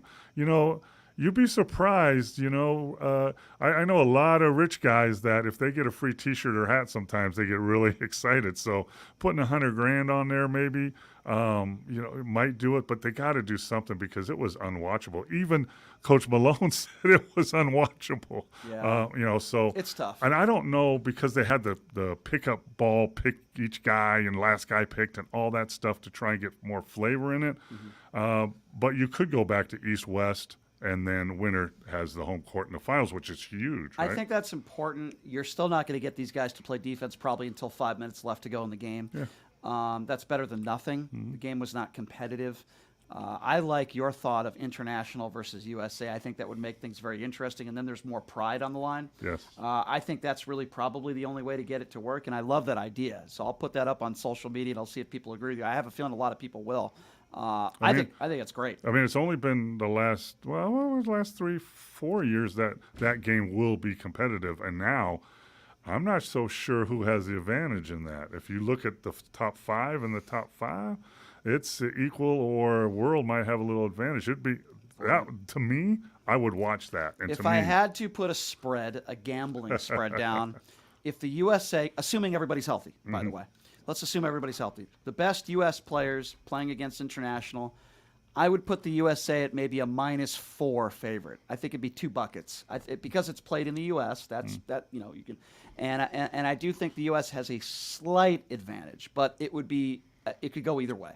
Well, look, so let's put it out there. You got KD, you got LeBron, you got AD, Chris Paul, Kyrie Irving. Kyrie Irving.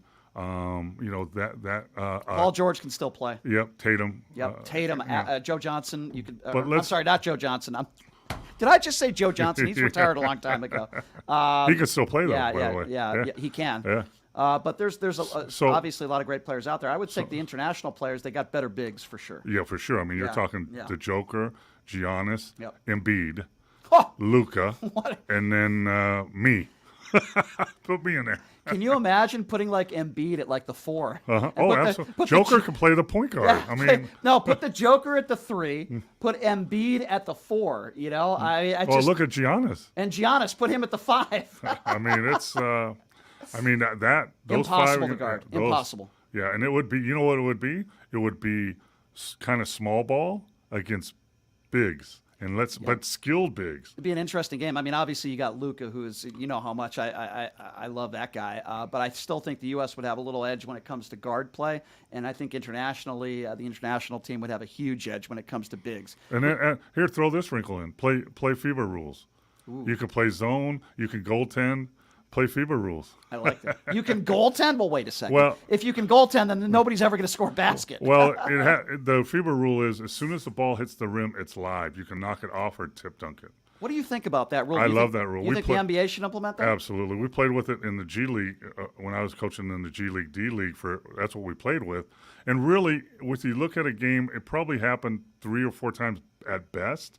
But it excites. If someone can fly through the air and the ball is right over the rim and just smash it in, or take it off the rim, it adds excitement. And that would force players to dunk the ball a lot more too. Yeah, I mean, and you know what, I played in international ball, like pickup, for charity and stuff overseas, and I got to steal people's baskets because as soon as they hit the rim, I'm going to tip it in, okay, so and I get those 2 points. That's crazy. Okay, question though: what about on the second free throw? You're telling me on the second free throw, if the ball is dangling on the rim, somebody could just grab it? Here's the other point: if it's on the second free throw, if you try to hit it off and it goes in, that's 2 points. And if you offensive goaltend a 3-pointer, it's only 2. So there's all kinds of little things they could throw. I kind of like that. That makes a lot of nuances there. I kind of like that. If you're just joining us, he is Paul Mokeski. Over a decade played in the NBA. It's great years, by the way, with the Milwaukee Bucks. Plus 20 years in coaching as well. We're talking a little bit about the NBA All-Star Weekend, how to make the game a little bit more competitive. And I tend to agree with him on that. I think international versus USA would work. We talked a little bit about LeBron James. I want to pick your brain on this, and then we'll get into a little bit later maybe the Lakers debacle and what's taking place there, and maybe some of your picks to win it all. But let's talk a little bit about some of these wild and crazy trades that have taken place this year. I guess we could start with Kevin Durant. That's like the big one, right? Kevin Durant going to Phoenix.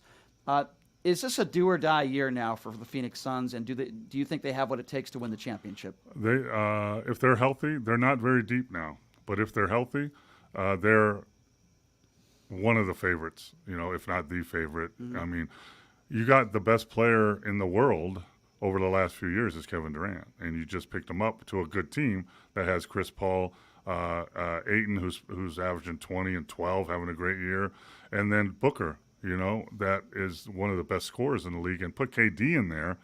I mean, right now that leaps you from like middle of the pack to top of the heap, along with all the other teams. And the trades, I think, in my opinion, the collective bargaining agreement is coming up very soon in the NBA, and I think there's going to be some problems because the players, it's been so well. I think it's the best organized thing over the last 20 years because the owners and the players came into an agreement that, hey, to make this thing work, it's got to be 50-50. The more money we make, we split it. And everybody gets a say in that, and that's worked over all these years. But now, you're looking at players moving all the time, right? So, and the best players. You're talking about, Westbrook, who's not one of the best players, but he's still a high level. You're talking about Kyrie Irving. You're talking about KD. They're being traded. They would never be traded before. And here's a problem: like an owner of Brooklyn brings in Harden, Kyrie, and KD, and he pays $130 million a year for these guys and sign them to decent deals. And then after a year or so, they don't like it here, so they want to be traded. Not want to be traded, they demand to be traded. Those are two different things. Right. You can go into an owner's office and say, listen, this isn't working out. Can you work something out? That's one thing. But going public and saying, I will not play here, like Ben Simmons did. Right. I will never play here in Philly again, which he did one game before he got traded. But that's a problem, and owners are not happy with that. They're paying, the Golden State Warriors with luxury tax and over salary cap are paying over $200 million this year in salaries. Now, players are demanding to be traded. Now, I like the idea that players can move, but not willy-nilly. I signed a 5-year contract. You have an obligation to that owner for 5 years. What a horrible situation, Paul, to put an owner in where you're paying these players boatloads of money and they're going not private. It's one thing if you go private to an owner and say, hey, man, I really don't want to be here. I don't have a problem with that. Have a conversation. But when you go public to the media and say, I never want to play another game in Philadelphia or Milwaukee or whatever, first of all, it's bad for your product. It makes management look bad. And it's an embarrassing and tough, peculiar situation you're putting the owner in because you want to get bang for your buck. If somebody doesn't want to be there, obviously you don't want people working for you that don't want to be there. But at the same time, you're not just going to say, okay, I'll just get, a guy 11th on the bench and we'll just get rid of you. You want to get something for your money and the talent you have. I just think it puts owners in such a difficult situation when these crybabies do that. Once a player goes public like that, his value in the league goes down immensely. So now to get what he's worth now for the owners and the GMs is almost impossible. Yeah. Because everybody else knows he doesn't want to be there. Everybody else knows he's on the market. So that's like counterproductive even for that player. If you want to be traded, play really good and go to the owner and say, hey, we need to make a deal, and now your value is that owner will want to trade you. But when you come out in the public and say that, the opposite effect happens. And now the big problem is, and I'm going to bring up the collective bargaining again, when Kevin Durant and Kyrie Irving at the All-Star game come out in a press conference and say, I don't know why us demanding trades is a problem. I think it brings more interest to the league, and it's good for the league. No, it's not.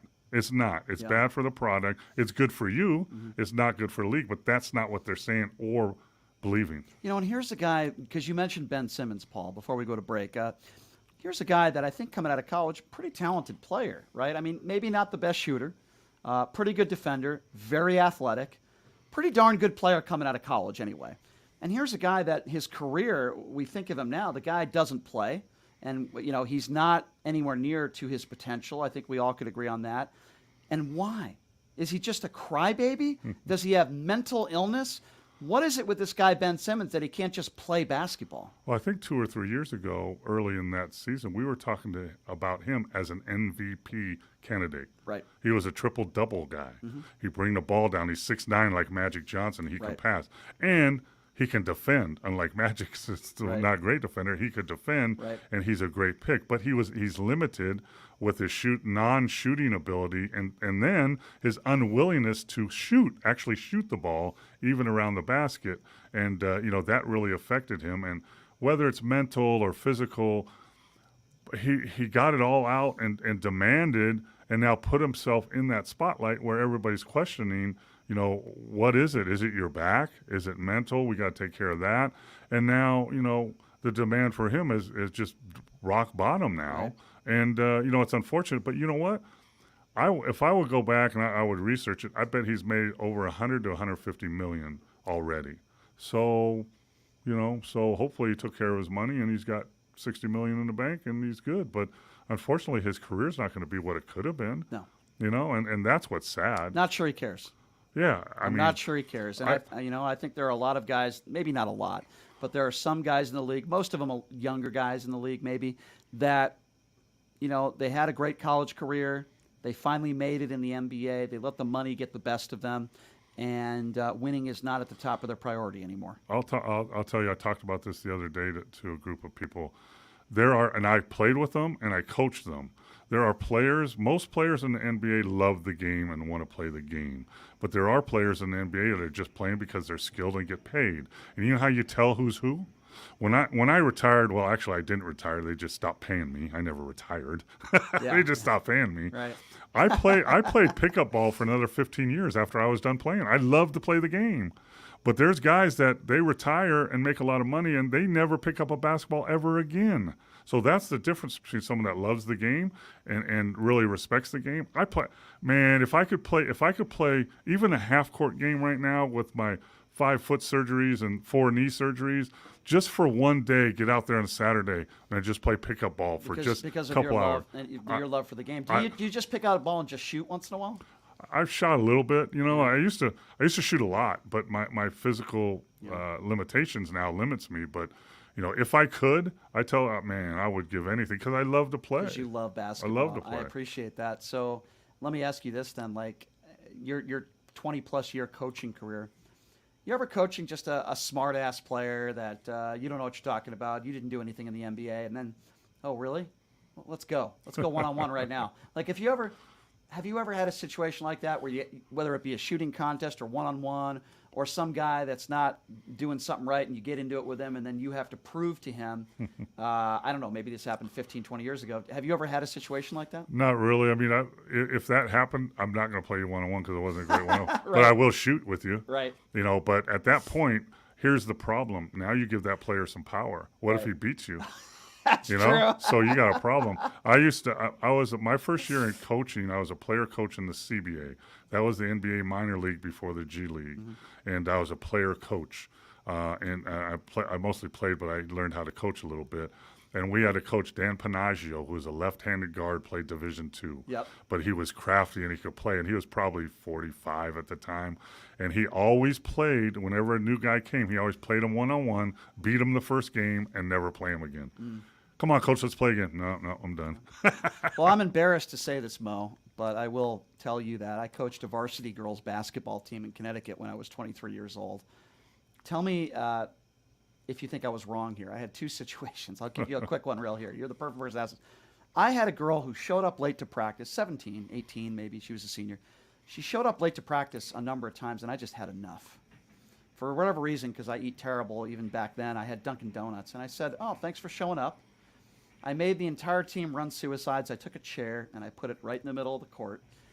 And I said, here you go, here's a donut. And she took it. And I made her sit there for 5 minutes while the team was running suicides. I said, we're running suicides, and we're going to do this every single time a player shows up late. She didn't show up late again.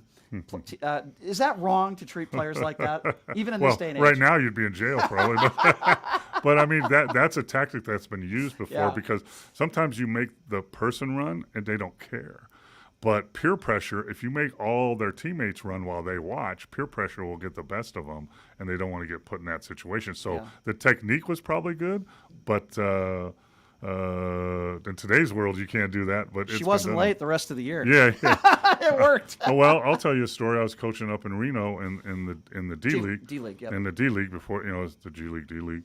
And Sacramento was our affiliate, so they sent 2 players down to training camp and then play. They're young guys, and they played with us for a couple months before they got called back. And one of them, Hassan Whiteside, who played for Miami Heat, and the other gentleman, I'm not going to say his name, but at first I lay down the rules, and that's what it is, and I'm a no-nonsense guy, and everybody understands. But sometimes, I'm in the NBA, I don't need to do that. So they were late to practice a time or two, and I said, this is the rules, and if you're late again, we're going to have a problem. And one of them, Hassan, got it and was never late again. The other guy was late again, so I didn't talk to him at all. I called the Kings, and I said, listen, I don't have control over him. He's your player, but I'm telling you this, he's not doing the work you want him to do. He's coming late, and he's not going to get any better. So they fined him $15,000, and he came in the next day and said, Coach, what the hell? They fined me $15,000 for being late. Yeah, that's, you were late. So, and I told you that's what we'll get. He was never late again.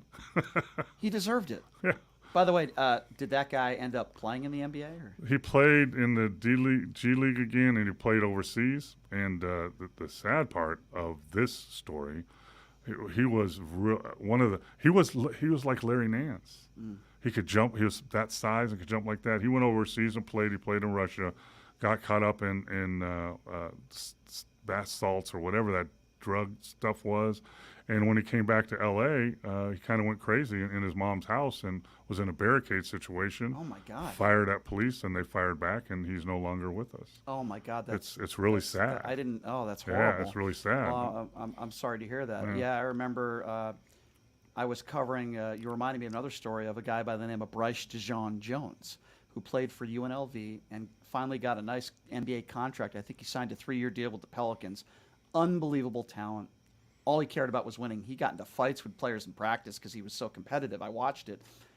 And one night, he was drunk, and he thought he was going to knocking the door on his baby mama's house, and instead it was somebody else's apartment. And he went into the apartment, and the person in the apartment had the right to do so and shot him, and he died. He had his whole life ahead of him. Yeah. You know, it's just sad. It is. It's very sad. All right, he's Mo, also known as Paul Mokeski. It's the Mo and Shapiro Hour. Here's what we're going to do. We're going to take a quick break, and when we come back, I know Paul's got all of his notes there, so we're going to get to many more things. I'm going to tell you who's going to win it all. Yes. I'll give you a heads up. Bet all your house and everything. On what Everything. I say. Okay. Yeah. Well, for me, it wouldn't be that much. My studio apartment. But I'll bet my studio apartment on it. But anyway, Paul's going to give us who he thinks is going to win the NBA championship. Talk a little Lakers with him as well, Clippers, some local teams, and Phoenix. We'll take a quick break. We'll be back right after this. You're listening to the Mo and Shapiro Hour, pushing the limits right here on KSHP. Someday I'll find a make-believe. Could it be true? Coming down.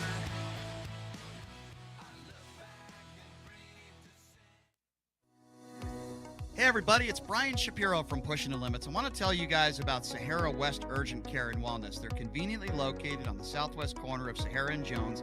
They're open Monday through Friday, 9 a.m. to 9 p.m. and Saturday, 9 a.m. to 5 p.m. At Sahara West Urgent Care, they'll take care of all your healthcare needs. They offer routine services such as physicals, STD testing, car accident treatment, and work injuries. You name it, they do it. They have on-site x-ray, EKG, ultrasound, and labs. They treat chronic conditions such as asthma, blood pressure, diabetes, and more. They also offer general wellness exams, treatments such as testosterone enhancement and cancer screening.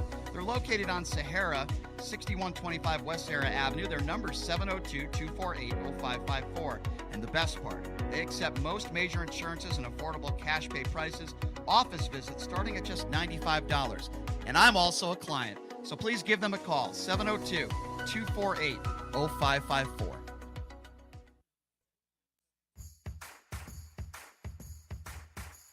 Look, it's impossible for the average person to find a great attorney out there. There's so much misinformation.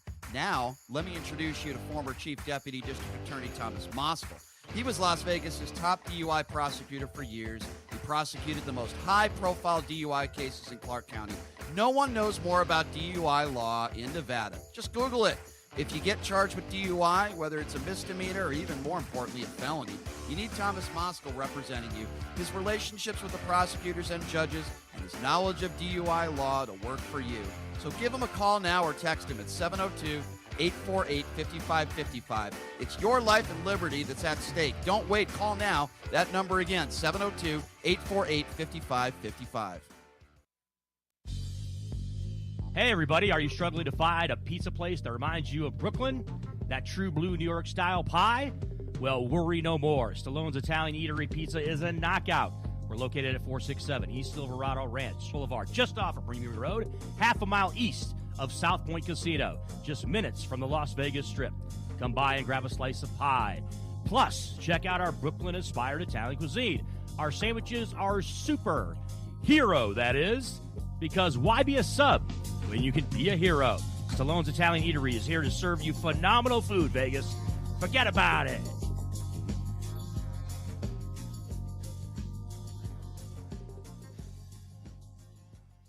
Zen World Premium CBD offers full and broad spectrum CBD oil, extracts, and capsules which are designed to help you feel your best. Their products are sourced from the best organic hemp and natural ingredients on the market and are tested for quality, purity, and potency. They have a full range of items from health and wellness to beauty to pets. Call 725-205-9223. Visit online at zenworld.com or stop by their location at 9895 South Maryland Parkway and Silverado Ranch Parkway. Mention KSHP for 10% off in store or use code KSHP online for 15% off. As a 3-time international award-winning restaurant, Joe's New York Pizza uses only the freshest and best available ingredients. From giant slices of hand-tossed pie to calzones, strombolis, fingers, and wings, Joe's serves all your favorites. Stop in for a slice at one of their 2 Las Vegas locations at Paradise and Harmon or South Las Vegas Boulevard, or you can check out their menu at joesnewyorkpizzalv.com. STN Sports is the only sports betting app you need this season. STN Sports has it all. In-play betting, mobile parlay cards, the Play Plus card to fund and withdraw from anywhere in Nevada, and the latest lines on every game. STN Sports even lets you earn rewards on every bet. Safe and easy betting from your phone or tablet. Go to stationcasinosports.com or sign up at any Station Casino, Fiesta Wildfire, or the El Cortez. Details at the sportsbooks. A great time! Your entertainment destination, the South Point, invites you to experience the ultimate great time under one roof. Bowling, dancing, a live show, a movie, delicious dining, and one of South Point's 11 restaurants. So much to see, so much to do. You won't know where to start first. This week, make it a South Point week and discover for yourself why the South Point is your entertainment destination for a great time.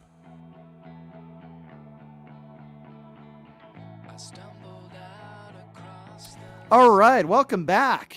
It's the Mo and Shapiro Hour with the NBA veteran Paul Mokeski. He's going to be joining me every Thursday, so it's awesome. Good stuff. I want to tell you guys about my good friend Brian Sliplock, the owner of Jackson's Bar and Grill, my favorite gaming bar in town, located at Flamingo and Jones.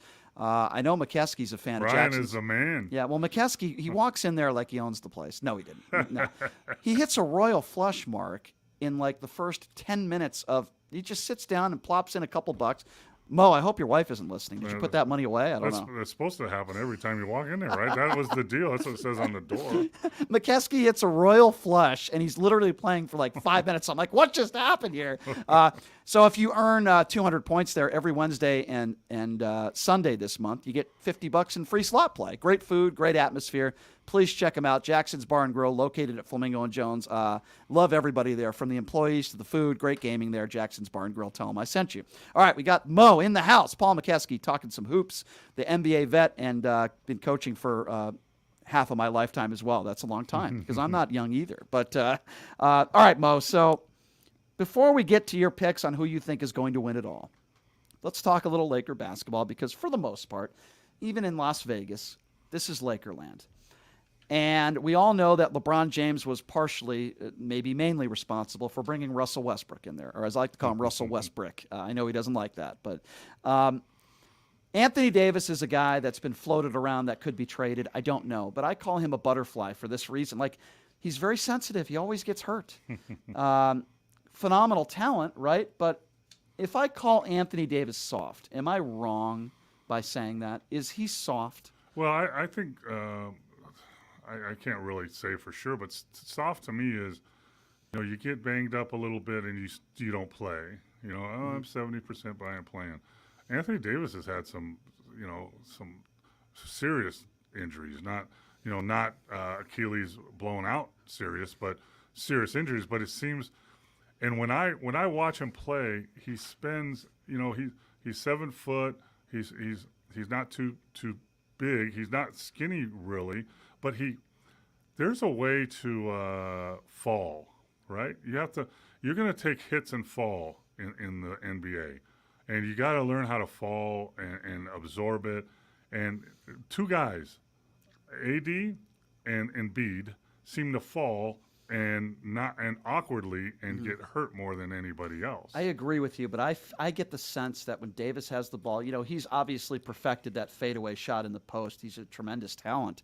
But it seems to me that he's more comfortable back to the basket, not necessarily full force going to the hoop and wanting contact. There's certain guys, they love contact. They look for it. They want contact. I've never thought of Anthony Davis as that guy that really embraces it and wants to go to the free throw line.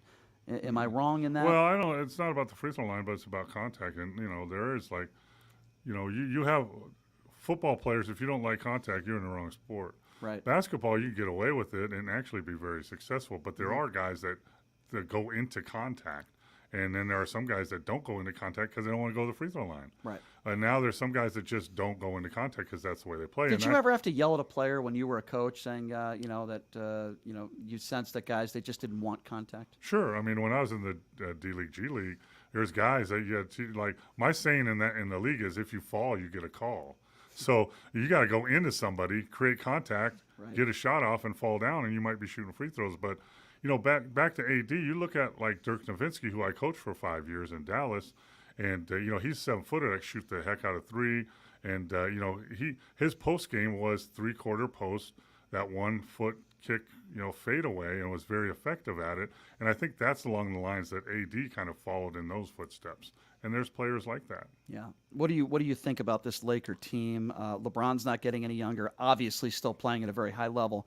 I'm just not a Russell Westbrook guy. Listen, he always plays hard. I give him a ton of credit for that. He's a phenomenal athlete. There's a guy that embraces contact. He will take the ball to the hoop at any given moment, and I love that about him. I don't think Westbrook is a bad guy, but again, I think another guy that is sensitive in the sense that, God forbid, if somebody says Russell Westbrook, he makes a big deal out of it. Oh, what did you just say? It's like, I don't want players like that are so damn sensitive that there's somebody on the sideline. It's one thing if you threaten somebody or talk about somebody's family. That can never be tolerated. But if somebody calls you Westbrook, if that's gonna affect you, how are you going to win an NBA championship? Yeah, back in the day, people said stuff in the Boston Garden in New York. Come on, man! But you just ignored it, and right. I said that when the Lakers picked up Westbrook at $47 million a year, he just didn't fit. He's a square peg in a round hole because now he plays hard, he's competitive, he wants to win, but offensively he's limited as a point guard. He makes bad decisions at the end of games, and he can't shoot. He's not a shooter. Well, he's a shooter, he's not a maker. So, so those are two things that if you have LeBron on the team, you can't have anybody like that. It just doesn't fit. So I think, all credit to him. He does play hard every time, and he actually plays. Right. There's no load management in him, and he does want to win. And he conformed to them bringing him off the bench and got pretty good at it. And there's a couple ways to think that. Guys, I used to say, it doesn't matter if you start or come off the bench. It's how many minutes you play and who you're playing against. So if you're a starter, you play against the team's best players, right? If you come off the bench, there's a chance you're playing against their second string guy. Right. You're like, so you're stepping up. But the problem is, if I'm an owner and I'm paying this guy $47 million, he can't be a backup guy. Right. He has to be my starter, and it never fit. And, the Lakers got better. They picked up D'Angelo Russell, who was there before and had some problems. That's an interesting situation. He played with Kobe back in the day. And he got in a problem because he taped one of his teammates talking about doing something cheating on the road. That was a really bizarre situation. But they picked up Hachimura. They picked up Mo Bamba. They picked up Malik Beasley. They picked up some guys. I like Hachimura because he can shoot. He's a big 6'8". man that can shoot the three. Yeah. Reminds me of you a little bit in the sense that he can shoot from the outside. He can post up. Physical guy that's not afraid of contact. I think that's a Gonzaga kid, right? Yeah. So now when you look at their roster, before they had, because you're playing LeBron, AD, and Westbrook, 40, 80, $130 million. Guess what your salary cap is? 135. Yeah. So you had all these other lower level guys making, $1 million or whatever, but they're not good supporters or role players. Now their roster looks better. They're in the hole though. There's 23 games left. They have to go like 17-4 to get up to a non-play-in spot. Right. But with this roster, I have more faith in them than if they would have stuck home with Westbrook. Most likely a play-in. I say probably not going to go deep in the playoffs. Am I wrong? Yeah. I mean, probably. Yeah. Again, it depends on injuries. Sure. AD. Of course. It depends on matchups. I mean, just think about this. So you're some of the top teams in the East. So you're Denver, you're Memphis, you're Phoenix. Guess who your first-round opponent might be? The Warriors or the Lakers. And nobody wants that. So I look at Phoenix, though, Paul, and let's talk about Phoenix for a moment. And they've been so close. Chris Paul has never been able to get over the hump and fairly criticized for not coming up big in big-time games in the playoffs. I look at Booker, who is a phenomenal player. Love his game. He gets hurt now and then.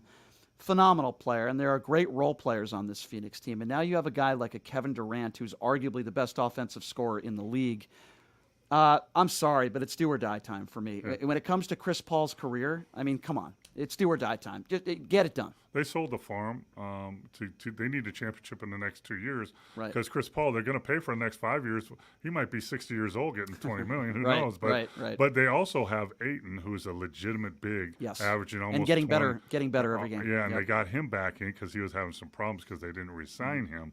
So when you look at their roster, and then you have some good role players starting coming off the bench. However, they are not deep at all. And if you remember, the Phoenix Suns had the Milwaukee Bucks on the ropes a couple of years ago, and then Chris Paul pulled his hamstring and couldn't play or wasn't as effective, and they lost. Well, now if that happens, they're done. So as they're built right now, you look at their roster, they have a great point guard, a scorer, a 6'11" scorer, one of the best in the league, and a legit 7-footer that can play in the paint and rebound, and then fiddle around it. They got all the pieces, but still, it's going to be a Don't gauntlet. trust Chris Paul. I don't trust Chris Paul in a Game 7. I don't trust Chris Paul in a competitive basketball game in the playoffs.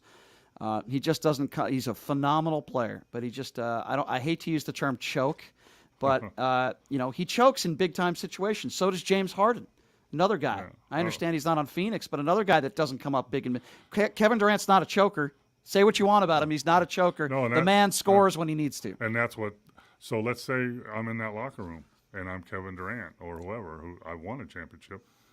Let's get one, Chris. Let's get one. Hey, let's get one for Chris. Yeah. Because he's getting ready to retire. He's going to retire soon. Yeah. But let's get one for him then. And that's a rally cry. It that is. he can You are. It didn't work for Karl Malone when he was traded to the Lakers, but he was. No, I think he signed with. Signed with LA for a year. Yeah, right? with like 3 other guys. Right. At his age, but they were chasing a ring. And it Right. didn't No, I happen. understand. But all right, so lay it on me. We got about 5 more minutes left to go here, Mo. Who's your best team in the West? Who's your best team in the East?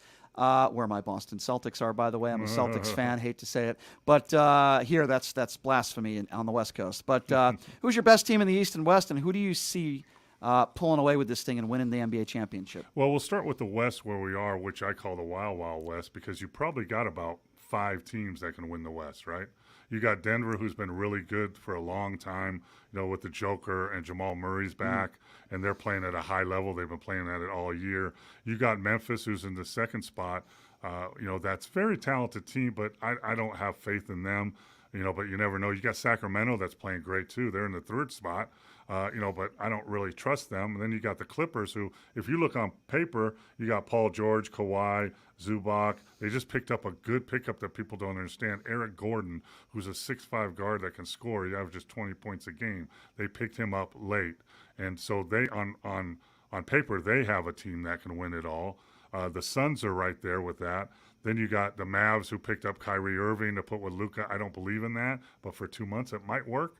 But they don't have a very strong supporting cast. And you got Minnesota in there, throw them in there. So really, any of those teams, I think, depending on momentum and injuries, could really come out of the West, because it'll take Denver's been the top of the West for all season, but they're not the strongest team. They're not. Agree. And the Lakers, if they get on a roll and get into a non-playoff spot or a 1 playoff spot, I don't know if I have a LeBron and a healthy AD and D'Angelo Russell and those back. I don't know if I want to play them in a 7-game series. Right. So that's the Wild Wild West. So you can pick one. Everyone's looking at Denver now. They're thinking about the Suns.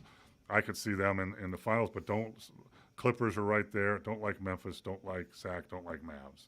So that's You don't like West. Memphis. A lot of people, that's like their sleeper, and I tend to agree with you on that. I'm not buying it. I mean, obviously they have pretty good talent there, but Morant is incredible. But I agree with you. And they're talking like playing the Warriors and talking about dynasty, and they haven't won anything yet. So I think they're putting a cart before the horse. So Mo, if I asked you all of that NBA money that you have, which we know is like hundreds of millions of dollars. Oh, right? just I can't even store it anymore. Mo, you have to put all your NBA money on one team this year, and your wife tells you, "Okay, Here's the gamble. Here's what we're going to do, which I know she would never do.